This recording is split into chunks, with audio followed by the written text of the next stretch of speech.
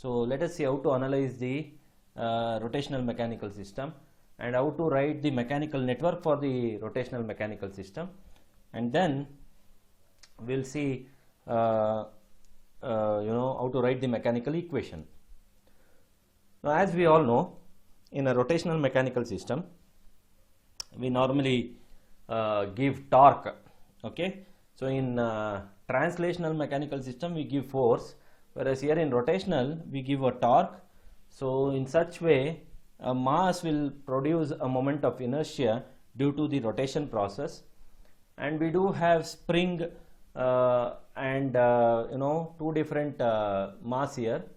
So normally in rotational mechanical system, mass will always be represented in terms of moment of inertia J. Okay, so I think how to write the equation for those particular components I have already explained you in the mechanical system video. So now what we'll do is we'll try to learn how to write the mechanical network and equation for this particular mechanical network. Okay, so first thing what we do here is we will try to know what would be the different the angular displacement that we that we get in this particular system. See, this is the theta output, which is the last angular displacement that will across, but we also get an angular displacement at this point. So let me take this is theta 1 and this is theta 2. Okay, so applied torque is what we apply here. Due to this mass, rotation will happen here, so the angular displacement will occur here, and due to this mass there will be another angular displacement which occurs here. Okay, so therefore here also the number of angular displacement is equal to the number of nodes that we get in the mechanical network. So we have theta 1 and theta 2. There are two angular displacements. There we represented as x1 and x2 in translational, but here we represent it as theta 1 and theta 2 in rotational. So the applied torque is in terms of the angular displacement theta 1. As usual, the mass and torque even in the rotational mechanical system, they come between the respective node and ground. Okay, so here J1 is in terms of mass, first mass, so that comes between the respective node and ground. Torque is applied for J1, so therefore that will also be connected to the displacement theta 1. Then we have K, which is between J1 and J2. It means it is between the displacement theta 1 and theta 2. And then we have J2, which is connected here for theta 2 only. Okay. Now this is the ground, but here this last one is a friction actually. This is B. Okay. So this is a friction, means a friction is created between the ground and the wall and the device, which is a friction device which is connected there. So I will take it as a friction here. Okay, in the diagram it is not mentioned, but I am assuming this to create a friction here. Okay, so anyway, if there is a friction, then it is between theta 2 and ground, therefore theta 2 and ground, which is B. Now as usual, we write the equations at both the displacement theta 1 and theta 2 like how we did in translational mechanical system. So therefore at node theta 1, I have the total applied torque is T, which will be equal to the mass J1 multiplied by d square theta 1 of T by dt square. So this is theta 1, and J1 is moment of inertia, but it is similar to the mass what we have taken in the translational mechanical system. This will be added with K into theta 1 of T minus theta 2 of T, because it is between theta 1 and theta 2. So these are the only components that is at node theta 1. If I take at node theta 2, what will I get? I will get 0 equals, because there is no any applied torque at theta 2. So therefore 0 equals, first is J2 is the mass, so J2 into d square theta 2 of t by theta dt square, plus there is a friction B there, so B into d theta 2 of t by dt, and we have a spring there, so plus k into, now it is theta 2 of t minus theta 1 of t, because you are writing an equation at theta 2, therefore k into theta 2 of t minus theta 1 of t. So this would be the two different equations that we see for the given rotational mechanical system. Okay, so I hope the way the network is written is similar to translational mechanical system, but the only thing is we consider here the angular displacement and angular velocity instead of taking normal displacement and normal velocity what we took in translation mechanical system. So here it is torque instead of force. Okay, so let us go with the next diagram. This is the next diagram, so let us answer to this. Sorry. So there is a torque applied at J1, so definitely there will be one displacement here, theta 1 of t. Then the other displacement occurs at J2, because these both are connected in parallel, so the equal amount of friction will happen here, means the equal amount of displacement will happen here, therefore it is theta 2 of t. Then we have a friction connected to another mass J3, therefore definitely there will be another displacement which will happen here. Whereas this end is connected to the wall, so we will not take any displacement over there. So as far as possible it is better to take minimum displacements in the diagram. So we have three displacements here, so therefore normally in the exams and all they will mention these displacements in the diagram. If they don't mention, the way I asked you to take now, in the same way you should also take the displacements based on the connections that is being done in the diagram. So therefore how many nodes you get? 3 nodes. So one is theta 1 of t, then we have theta 2 of t, then we have theta 3 of t. Now here the torque is applied at theta 1, J1 is at theta 1. Okay, so I'll just put a ground here.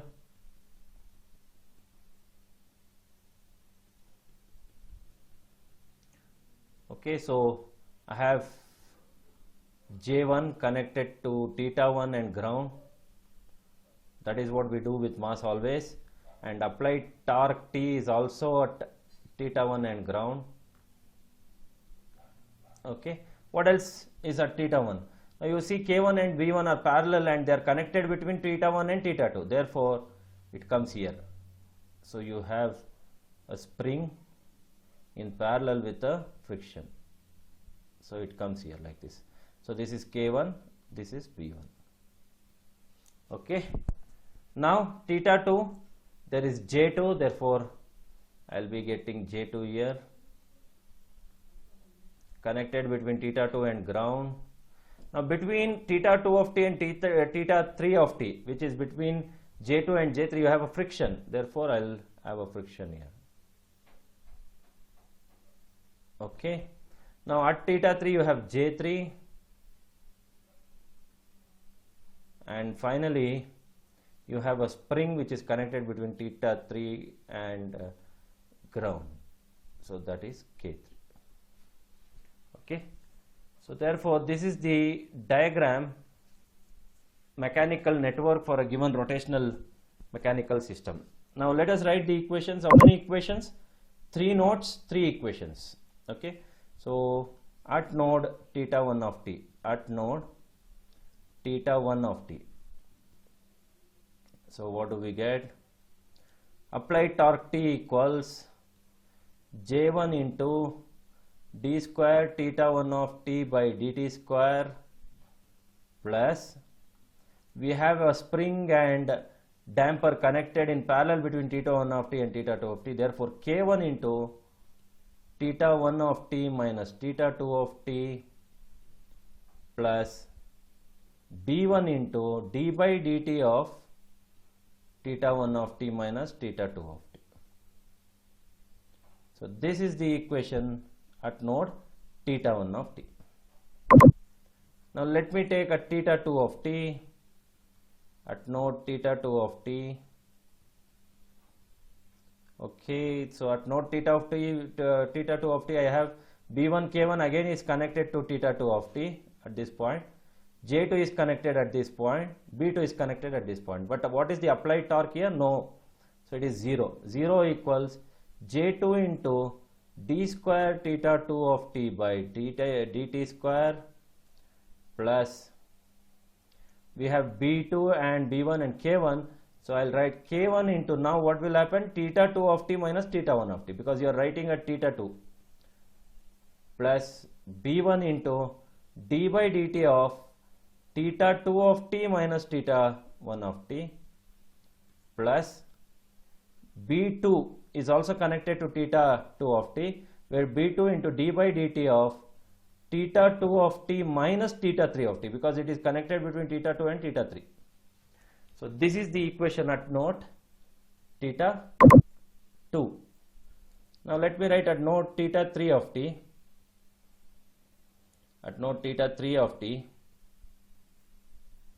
So what is the at node theta 3 of t? We have J3, K3 and B2, right? J3, K3 and B2. Now what is the applied torque? 0 again. So J3 into d square theta 3 of t by dt square plus K3 is connected only to theta 3 of t. So K3 into theta 3 of t plus, now here if you see B2 is connected between theta 3 and theta 2, therefore plus B2 into d by dt of theta 3 of t minus theta 2 of t. So these are the three rotational mechanical system equations. Okay, so these are the three equations which have been obtained for a given rotational mechanical system. Okay, okay, fine. I hope we are clear with this. Now let us go with this diagram now.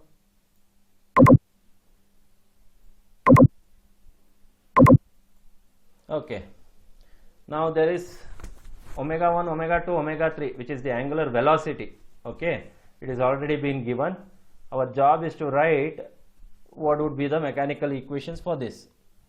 Okay, now again 3 omegas, so 3 displacements. So here omega 1 is nothing but angular velocity. Now if I take the theta would be, so I'll just say omega, not omega 1. So theta would be what? Theta would be angular displacement. So wherever the omega is shown here, there you see the displacement comes theta 1, theta 2, theta 3. Therefore I have 3 displacements, theta 1 of t, theta 2 of t and theta 3 of t. So here if I try to write the equation, write the network for this. So J1 is connected to theta 1, so J1 comes here. Then I have T of t connected between theta 1 of t and ground. So that is T of t. Then we do have B1 which is connected between J1 and ground. Therefore, I will have B1 here. B1. Okay, now I have K1 which is connected between theta 1 and theta 2. Therefore, K1 comes here. Okay, now at theta 2 of t. At theta 2 of t, I have J2 first, so I will write J2 first. Then I have B2 which is connected between J2 and ground. Therefore, this is B2. B2. Then I have K1 which is connected between theta 1 and theta 2, which is already been connected here. I have K2 which is connected between theta 2 and theta 3. Therefore, I will have K2. Okay, now that is all the components connected to theta 2.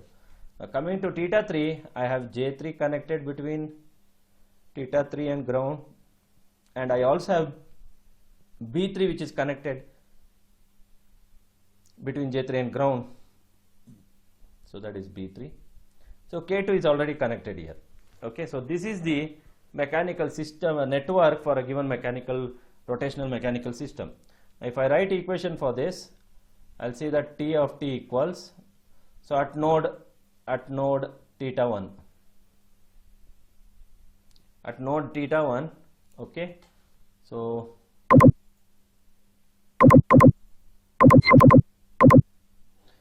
okay, so therefore T of T equals, so at node theta 1, T of T equals J1 into d square theta 1 of t by dt square plus B1 into d by dt of theta 1 of t plus K1 into theta 1 of t minus theta 2 of t.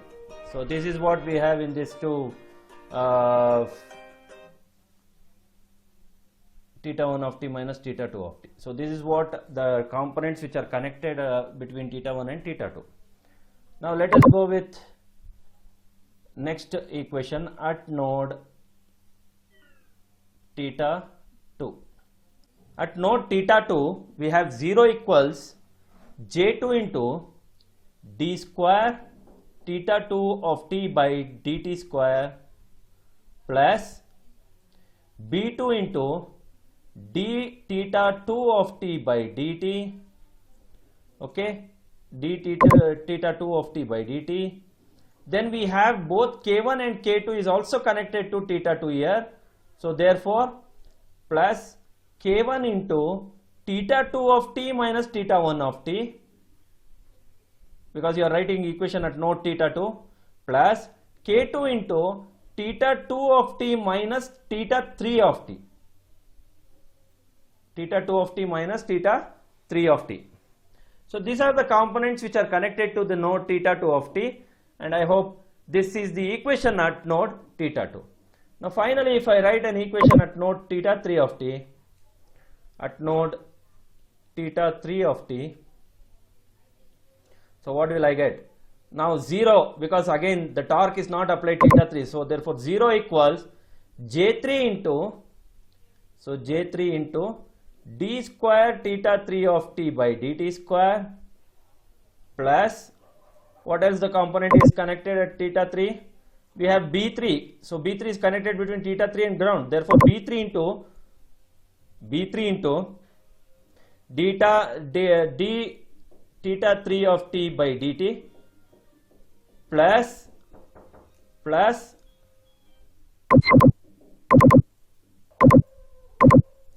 so 0 equals J3 into d square theta 3 of t by dt square plus B3 into d theta 3 of t by dt plus, let us see which are the other components connected to theta 3. We have K2 which is between theta 3 and theta 2, therefore plus K2 into theta 3 of t minus theta 2 of t. So this is the equation that we get at node theta 3. I hope with these three rotational mechanical systems which has been analyzed here to write the mechanical network, and then we wrote the mechanical equations. I hope you are clear how to write the equations for even the rotational mechanical system, okay, for a given rotational mechanical systems. So in my last video I have explained how to write the equation for translational mechanical system. Now in this video you have briefly understood how to write the equation for the rotational mechanical system. Okay, in my next video you will see how to write or how to obtain an analogous network or an analogous electrical equivalent network for a given mechanical system. We will learn that in the next video. Even in that technique what we learn to write the analogous electrical network, we need to know how to write the network, we need to know how to write the mechanical equations, and then we will write the electrical equivalent equations for that given mechanical equation, and then after writing the electrical equivalent equations, we will try to write the electrical equivalent network for those equations, and that network would be the analogous electrical network for a given mechanical system. Okay, so we will see that in next video. Thank you.